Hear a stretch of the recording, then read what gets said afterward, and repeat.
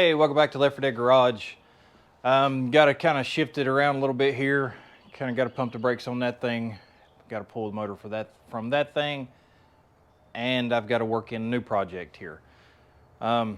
Before I get to speaking too much about new project, all right, I'd like to say I'm not going to say where this truck came from, what the shop was, or anything. I'm not even going to get into any of that.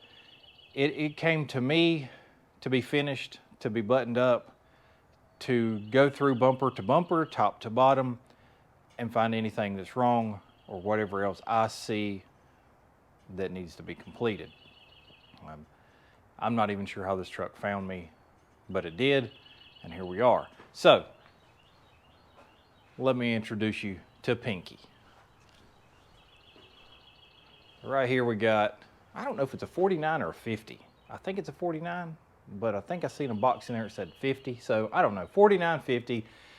It's a 3100 AD, Advanced Designs, 47 through 54, Series 1, short bed pickup. And as you can tell, this bad boy is pink with pink wheels. All right, so here's what I got to do.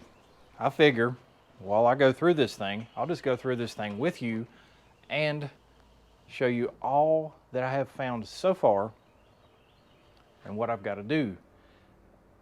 It also will inform the owner via YouTube video exactly what I found and exactly what I've got to do. I think I've said that about 3 times now. So I've got a list here. It's unfortunately a slightly long list of about 30 some items that I've found so far, some of which are small, some of which were absolutely unsafe to go down the road. Or actually one of them, it wasn't even going to go down the road because it wouldn't even roll. So, pretty decent looking old pickup. It is on a factory chassis with a Heights Mustang 2 front end, small block Chevy. Everything looks fresh and new. I've not heard it run, but the owner did say she did hear it run. Yes, a lady owns this truck. This is probably the coolest thing about the truck when I first seen it.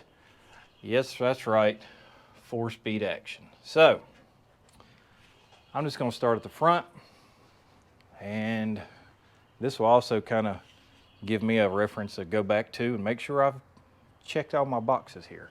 So, like I said, some things are small, some things are big, some things will be a personal preference of mine that I will run by the owner. So, got to do power steering lines. Got to pull that water pump off and paint it, because why in the world would you leave a cast iron water pump raw? Something funky is going on with the dipstick here. It doesn't exactly work right. No throttle spring, no throttle cable, no throttle pedal. It has been wired some sort. What else? Got motor mount bolts loose. The valve cover bolts are missing. Each valve cover only has 2 bolts. There is not a single cotter pin in the front end of this truck. Nowhere. Like I said, it's a Heights Mustang 2 front end. But there is not a one, not a bit. Where is my creeper at? I've done lost it. So we'll take a ride under there as soon as I can locate the creeper. I've got to fix this giant hole in the firewall. Now, one would think this stuff would have been test fitted before all this paint happened, but no, that was cut after the fact for what I'm assuming they're trying to do is the clutch pedal assembly and Z-bar and all, which I've not dug into super deep, but it looks like it's going to be, it looks like it could be an ordeal. This is the factory pedal. That's frame mounted if I'm not mistaken. And this, I don't know. Luckily I've got a 48 or 9 or 53 or something up there in the field that I can go look at the clutch pedal stuff. But I'm guessing that's why they've got this giant hole cut in the floor. This panel is not here. It's also got this, the master cylinder is poking through here, and I don't know if this was supposed to be the cover, but not too good. So you got the Z-bar, and I've got to figure out how in the world, I don't know what this welded on doodad is for. Clutch ball is loose too. So I've got to get that sorted out. Figure out how in the world to mount the clutch pedal. I was thinking this was a clutch and brake assembly because, you know, it's all underneath the floor, but it's not. And this thing has a cast iron, old cast iron bell housing on it, like a side mount. So I don't know, I don't even know if you could get one of those slave cylinder adapters and then run a clutch master and just run a slave cylinder off of the bell housing because, well, it's a different bell housing. I don't know why it has that bell housing on there. I don't see anything on the side of it to where like a Z-bar or something or a clutch linkage would mount to, so I don't know why that old bell housing was chosen. It really needs an aluminum bell on it, like a, what is a 383 casting bell or a 621, I can't remember. I think the 621 is what, or the 602, I don't know. But anyway, let's go under this. The wiring seems to been pulled, but nothing, well, at least on this passenger side, nothing's terminated. So we got all that to deal with. The column, I don't understand what the deal is with this radius deal here. This, I don't know why it's so rough. So we're going to have to make a plate, figure out this, and then that column. There is a column seal in the truck for like a factory column. I found that a while ago looking around. Got this guy, but I don't necessarily know if it'll fit that. And this column is going to come back out. Also notice this, if you'll look in there, you can see that jagged hole. On Chris's truck, the Silver 49 that I chassis swapped, I actually repaired those on both sides. That must be a common thing where they break out of there. So all that's been done is like a fender washer stuck in there.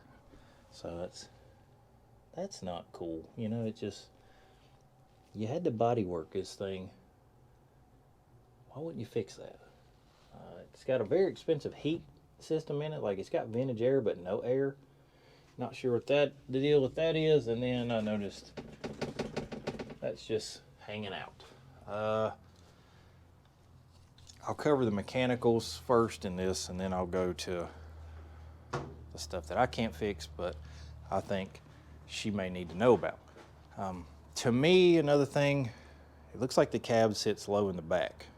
What made me look at that was the cab's touching here.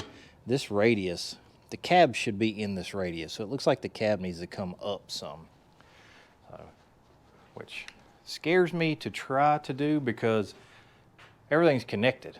You know, the running boards are bolted to the fenders.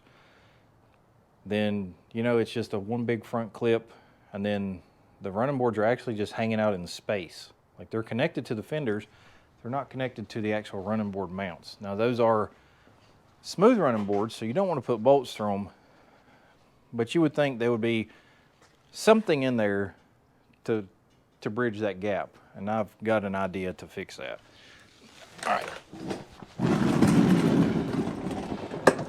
All right, like I was saying, there's not a cotter pin one in any of the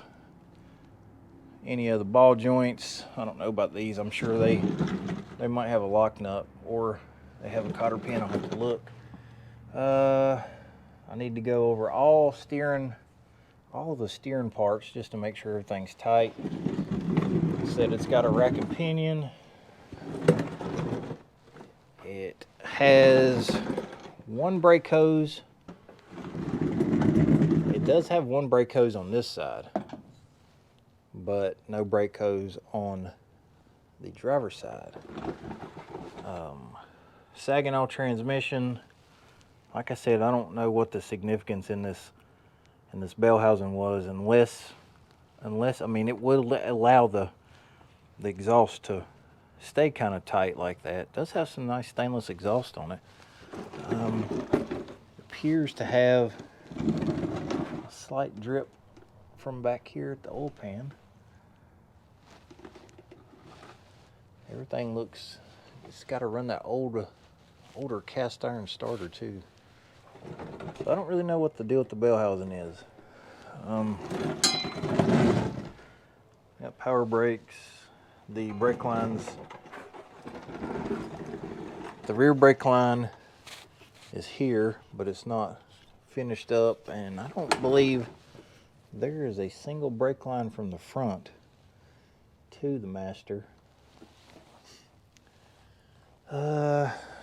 What else? Steering shaft. Trying to make sure I'm covering everything and not in some crazy out of order deal. It does have the drive shaft in it, which is a brand new unit. Nice new shifter. Got a bolt-on 4-link, which is pretty cool. Some wire in there. Left rear turn, which does not go to the left rear turn. It just stops right there. That's good. It's got Alcan single adjustable coilovers. I believe that is a 9-inch Ford rear end. It does not look like an 8-inch. I guess you don't have to have rubber lines between the rear end and the frame rail for the brake line. I guess if you just put a curlicue in it, it'll just flex till it won't flex anymore, or it'll rub a hole in the frame rail. So that's interesting. And then the wooden blocks, I don't know. I'm not too sure what the heck was up with that. Why? Maybe they did in 1950. Why would you in 2020, whenever this thing was done, why would you do that? And why would you put them in there cockeyed, even if you did choose that route? It's got a, I believe, is a S10 Blazer gas tank. Please tell me this thing is not plumbed with full rubber line, and I just realized that. So it's got 20 feet of rubber hose, which is absolutely not a good idea. Why would you do that? Because, I mean, I don't know. So if I can, I will change that. Like I was saying, I was also saying it would not roll. So let me show you why it would not roll. I wish I'd have brought a better light down here, but so if you'll watch that pinion, if I could even get it to do it.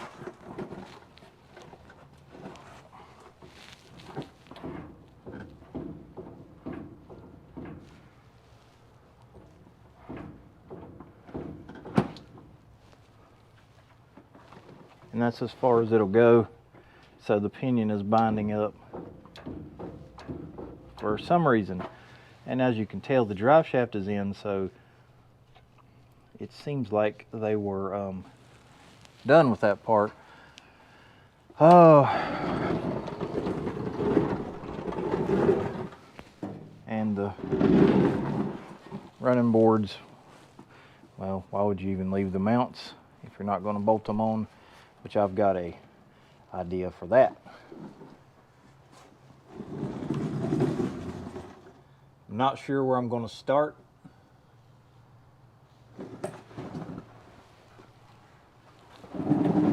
So they've trimmed it for this bolt-on Z-bar. Looks like they might have cut this out and then put it back, which this is pretty rough.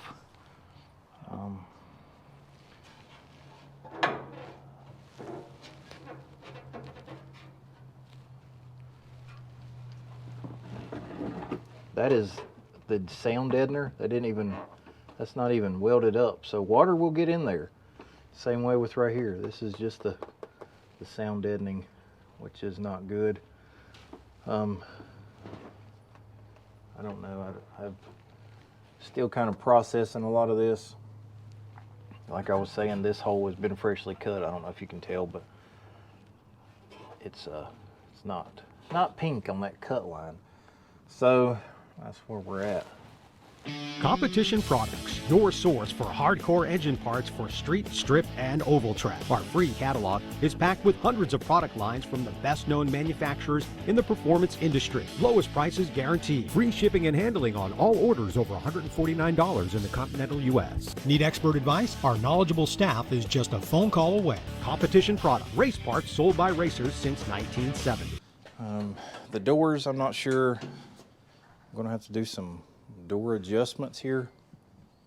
The door will not shut, and you can see how off it is. My concern is if I have to start adjusting these doors, they've been painted on the truck, so as soon as I put a socket on that pretty pink bolt, off comes the paint. So that's not going to be good. Trying to think what else we got. Got to adjust that door over there too. I don't know what happened to the steering wheel adapter, but there is no steering wheel adapting going on here. She's just floating out there in space. It does have dolphin gauges. I have to finish installing those. What else? Let me get to my list here. So we talked about the cotter pins, plumbing the master cylinder, rubber hoses, especially to the rear, clutch pedal and linkage, fix that floor and the firewall. I think probably the best thing we'll do is to buy a toe board section, like an OEM one, and put that back in there. It seriously needs to be welded in. Well, how am I supposed to weld to a bed-lined and pink firewall? You know, I mean, all it's going to do is leak water in. I mean, unless you seam sealed it. Open to suggestions here. It is not straight. So, oh Lord, I don't know where to start. I'm going to sit back and get my game plan. I've got some cloth fender covers coming so I can not lean on this thing at all. It's got a nice wooden bed floor. It's got a nice bed floor that was actually done by the owner. Several things I can't do anything about, she may or may not know about, but I'm going to put them in this video for reference purposes. I did notice, if you can check this, the wheels, it's like they painted them on the truck and didn't roll the truck, which is odd. They're all like that. That one back there is the same way. What else have I found? I drilled a hole in your dash. They missed there, and that is for a defrost duct. I do not know where the other duct is. It may be stuck up over there, I don't know, but that's for the defrost. I'm going to take a guess, either the painter didn't understand how the headliner worked, or they flat ran out of paint and never went back to fix it, but the headliner goes in this square right here. Well, this is fully exposed, and if you'll notice, just gray primer. Just base coat, gray primer. So, yeah, I don't know what's going on with that. And I have a feeling this pearl metallic Mary Kay pink is probably not a very easy color to like blend. I'm not a painter by no means. And then I've got to ask some painter friends on how in the world you get this Gorilla Snot weather strip off, because they've glued, I don't even know if that's how it's supposed to go. I thought they were different. I thought it was a different weather strip setup. But it's where they've glued this door seal in, and they've just got yellow Gorilla Snot, like it's up in that door jamb. It's falling off the door, it's piled up down there.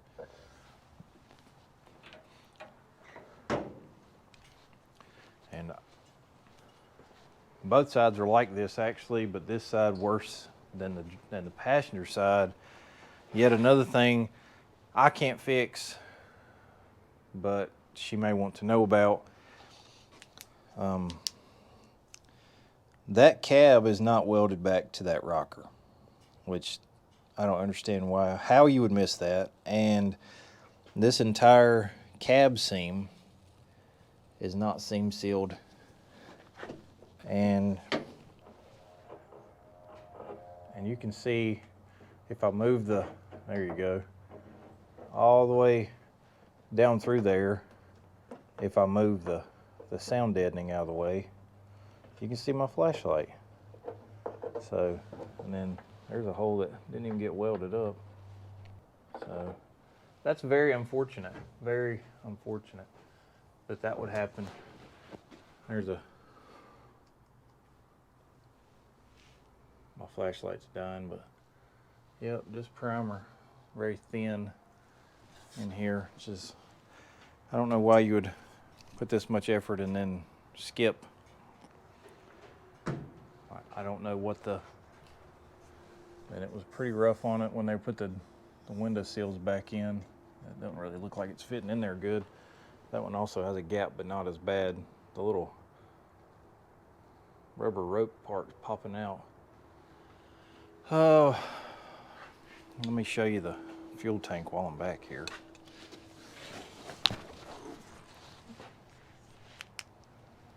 Yeah, see that? Not even really touching, and that one up there is okay. But I feel like that needs to be taken care of. It doesn't feel like it's welded on the top. Matter of fact, it doesn't feel like it goes far at all because there's a bed bolt there. Well, it wasn't even painted under here, so that's going to rust pretty quickly. Like I was saying, it's got coilovers.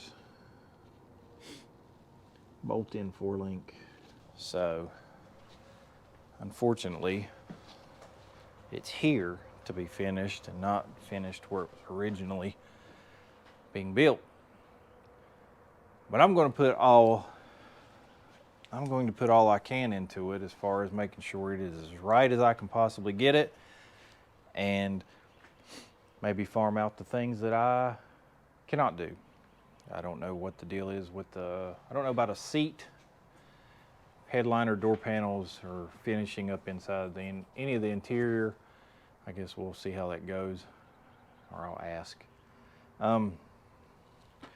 But yeah, that's old Pinky.